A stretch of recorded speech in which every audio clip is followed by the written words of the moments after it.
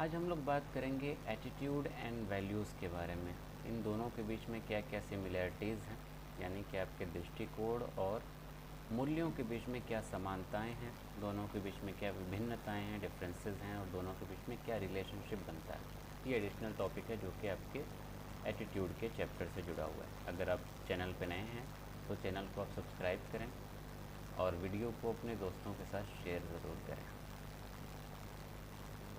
तो बात करते हैं पहले हम लोग सिमिलैरिटीज़ की, कि दोनों में क्या समानताएं हैं। देखिए, अब चूँकि अगर आपने पीछे की क्लासेस की होंगी तो आपको पता होगा कि एटीट्यूड और वैल्यू दोनों का पर्सनैलिटी पे इम्पैक्ट होता है। आपकी पर्सनैलिटी क्या है ये आपके वैल्यू से पता चलता है, आपके अंदर कैसे मूल्य हैं।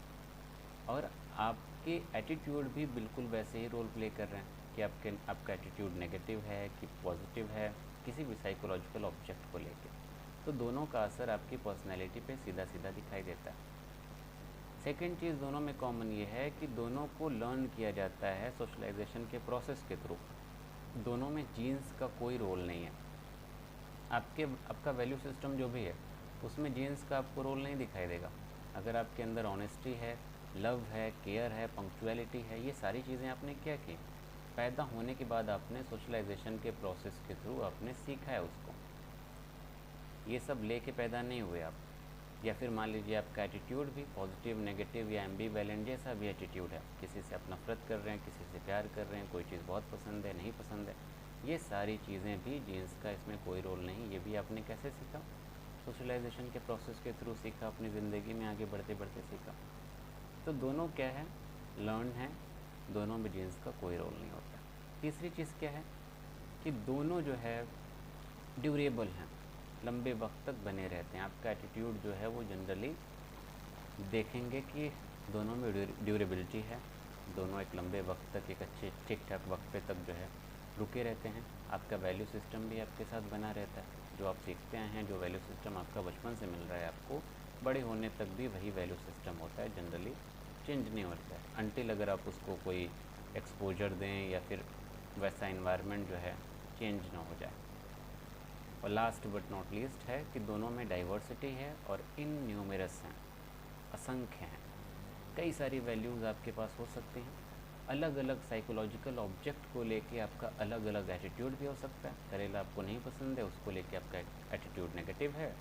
पानी पूरी आपको बहुत पसंद है, उसको लेके आपका एटीट्यूड पॉजिटिव है। एक ही वक्त में यहाँ पे विविधता और एक से ज़्यादा एटीट्यूड आपको दिखाई दे रहा है अलग अलग साइकोलॉजिकल ऑब्जेक्ट के प्रति।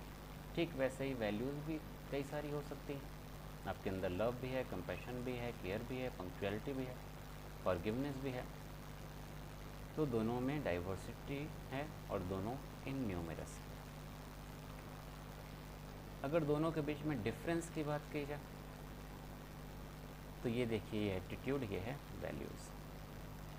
अगर एटीट्यूड को कंपेयर किया जाए वैल्यूज़ से तो कंपैरेटिवली क्या है कि एटीट्यूड आपका स्पेसिफिक है और वैल्यूज़ आपकी जनरलाइज्ड हैं।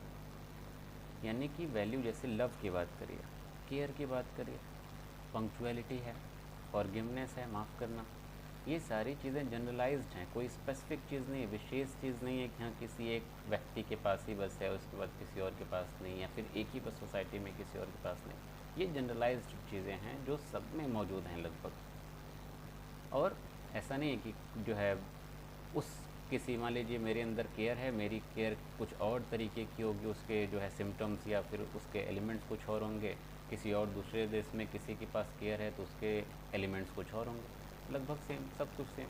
इंटेंसिटी या ऊपर नीचे हो सकती है कि मेरी केयर कम या ज़्यादा हो सकती है, उसकी केयर भी कम या ज़्यादा हो सकती है। लेकिन एटीट्यूड क्या है, स्पेसिफिक है।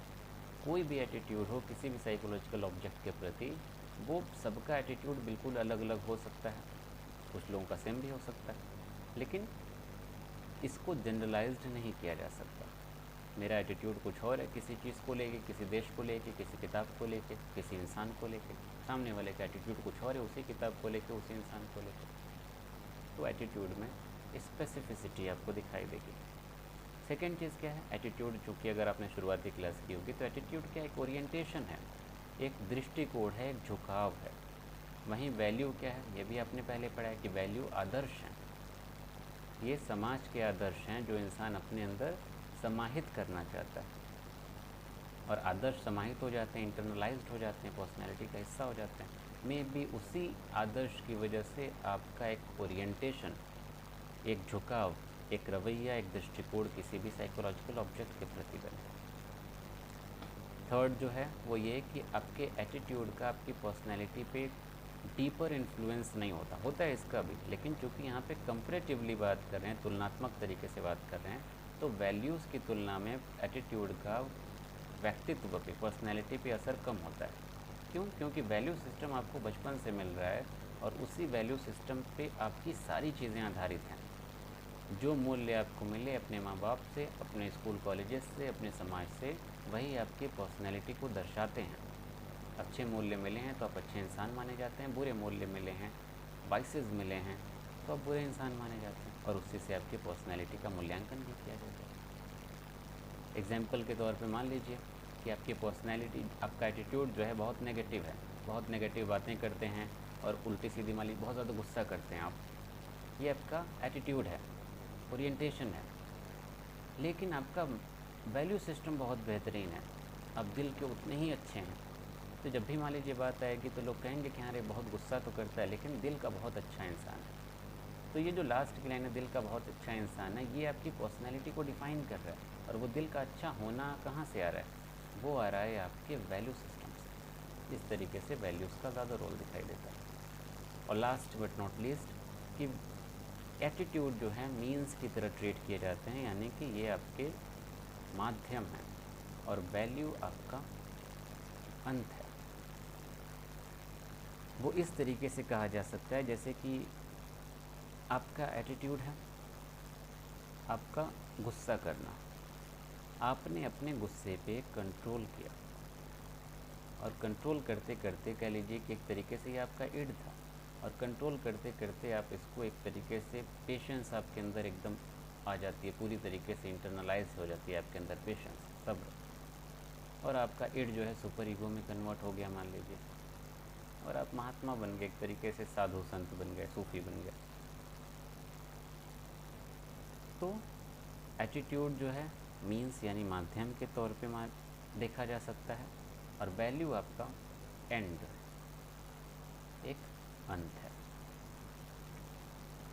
दोनों के बीच में रिलेशनशिप अगर देखा जाए, दोनों के बीच में संबंध क्या बनता है, तो पहली चीज़ देखिए कि जो भी हमारा एटीट्यूड है वो हमारे वैल्यू सिस्टम पे ही बेस्ड होता है। पहला रिलेशनशिप तो ये है। अब जैसे मान लीजिए जापान में रिसोर्सेज बहुत ज़्यादा, जैसे पहले हम लोग बातें किए थे वैल्यूज़ के डिटर्मिनेशन की, तो आपको पता होगा कि जापान में रिसोर्सेज बहुत ज़्यादा हैं। रिसोर्सेज ज़्यादा हैं तो वहाँ पे एटीट्यूड क्या है लोगों को लेके, बड़ों को लेके, कि वो बड़ों से बहुत प्यार से, सम्मान से बात करते हैं। उनका एटीट्यूड बड़ों को लेके एकदम जैसे पूजनीय होता है, पूजते हैं। तो पूजनीय जो उनका बिहेवियर है ना, जो उनका तरीका है, उसकी वजह से जो वहाँ पे रिस्पेक्ट की नामक वैल्यू है वो बहुत ज़्यादा इंटेंस है।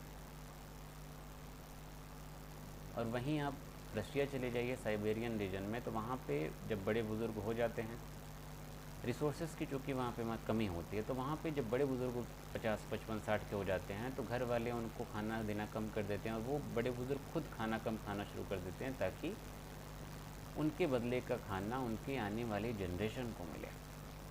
तो मान लीजिए कि फैमिली वाले खाना नहीं दे रहे हैं, वो उनका एटीट्यूड है। और वो एटीट्यूड किस पे बेस्ड है? वो एटीट्यूड बेस्ड है उनके कल्चर के अकॉर्डिंग, क्योंकि वहाँ पे वही वैल्यू है। वहाँ पे वैल्यू यही है कि हाँ रिसोर्सेज कम हैं, तो रिस्पेक्ट तो है लेकिन उस एज में वो चीज़ें थोड़ा सा मिनिमाइज़ हो जाती हैं, छोटी हो जाती हैं। या फिर एक और एग्जांपल से समझ सकते हैं, मान लीजिए कि किसी देश में नेशनलिज़म जो है बहुत हाई है, पीक पे है, राष्ट्रीयता, राष्ट्रवाद की बातें। तो जब नेशनलिज़म बहुत पीक पे है तो उस देश में जितने लोग हैं उनका एटीट्यूड भी क्या होगा, बहुत ज़्यादा पैट्रियोटिक होगा, देश की बातें होंगी, मरने मिटने की बातें होंगी, सीमा पे जाने की बातें होंगी। तो ये एटीट्यूड क्यों हो रहा है? क्योंकि उनका वैल्यू सिस्टम उसी पे बेस्ड है। सेकंड चीज़ क्या है? कि बिहेवियर और एटीट्यूड के बीच में कई बार सॉफ्टनेस दिखाई देती है, और वो सॉफ्टनेस दिखाई देती है वैल्यू सिस्टम की वजह से। ये भी एक रिलेशनशिप बनता है। इसको कैसे समझ सकते हैं? मान लीजिए कि आपका कोई जानी दुश्मन है और आप बहुत नफ़रत करते हैं उससे, बहुत ज़्यादा हेट है आपके मन में उसके लिए भी और उसके मन में भी आपके लिए। दोनों का एटीट्यूड नेगेटिव है एक दूसरे के लिए, और दोनों जो है एकदम एक दूसरे को देख के ही चिढ़ जाते हैं, बहुत ही बुरा बिहेव करते हैं। तो बिहेवियर और एटीट्यूड एकदम जानी दुश्मन है, तो आप अज्यूम करिए बस कि दोनों का एक दूसरे के प्रति बिहेवियर कैसा होगा और दोनों का एक दूसरे के प्रति रवैया या एटीट्यूड कैसा होगा।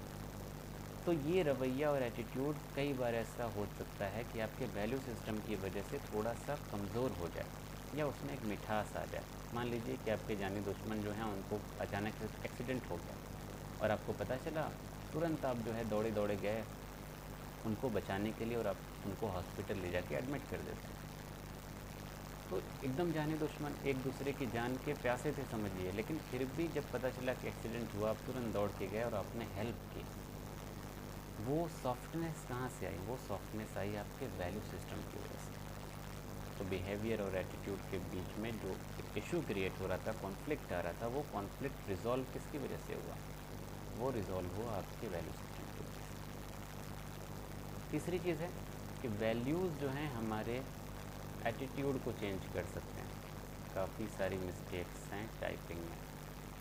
वैल्यूज़ हमारे एटीट्यूड को चेंज कर सकते हैं। मान लीजिए कि आप जो है शुरू से ही किसी ऐसी फैमिली में पले बड़े हैं जहाँ पे कम्युनलाइजेशन या सांप्रदायिकता बहुत ज़्यादा है, और आपका एटीट्यूड मान लीजिए मुस्लिमों के ख़िलाफ़ बहुत ही नकारात्मक है, नेगेटिव है, मतलब नफ़रत करते हैं आप, क्योंकि आपको वैसी वैल्यूज़ मिली नहीं, ब्रदरहुड की, यूनिवर्सल जो है ब्रदरहुड की, टॉलरेंस की, आप में नफ़रत भरी गई बचपन से, वैसी वैल्यू है ही नहीं।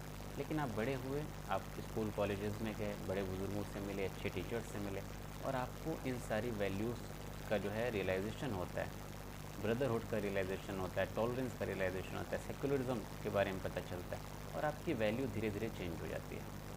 तो उस वैल्यू के चेंज होने की वजह से आपका एटीट्यूड भी चेंज हो जाएगा। जो कि आप कम्युनल थे, आपका एटीट्यूड इतना बुरा था, आपका एटीट्यूड चेंज हो गया। क्यों? क्योंकि आपकी वैल्यूज़ बदल गई। और सेम वही चीज़ हो सकती है कि आपका एटीट्यूड आपकी वैल्यू को ही चेंज कर दे। जैसे वैल्यू आपके एटीट्यूड को चेंज कर रहा है, वैसे वर्सा आपका एटीट्यूड आपकी वैल्यू को भी चेंज कर सकता है। इसके अलावा अगली जो चीज़ है वो है एटीट्यूड एंड थॉट्स। इसको हम लोग अगली वीडियो में देखेंगे। उम्मीद करते हैं कि आपको लेक्चर पसंद आया तो आप चैनल को सब्सक्राइब करिए और अपने दोस्तों के साथ इसको शेयर करिए। Thank you.